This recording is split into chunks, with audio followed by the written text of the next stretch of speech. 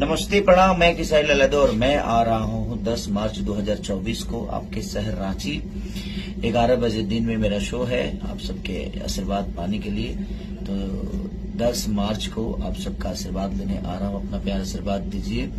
हरमू मैदान में 11 बजे दिन को छोटा नागरपुर पिछड़ा वर्ग के ओबीसी एकता अधिकार मंच प्रखंड प्रदेश के प्रमंडल महासम्मेलन में। तो आप अपना आशीर्वाद और प्यार ऐसे ही देते रहिए। तो आप लोग भी आइए, आप सबका वेट करूंगा, इंतजार करूंगा कि आप आइए और अपना आशीर्वाद देकर हमें भी ऊर्जा से भर दीजिए। और प्रखंड प्रदेश ओबीसी के केंद्रीय अध्यक्ष माननीय श्री ब्रह्मदेव प्रसाद जी और विशेष आभार श्री पुनीत पाठक जी और श्री विनय मिश्रा जी का धन्यवाद देना चाहता हूं कि उन लोगों के सौजन्य से कार्यक्रम हो रहा है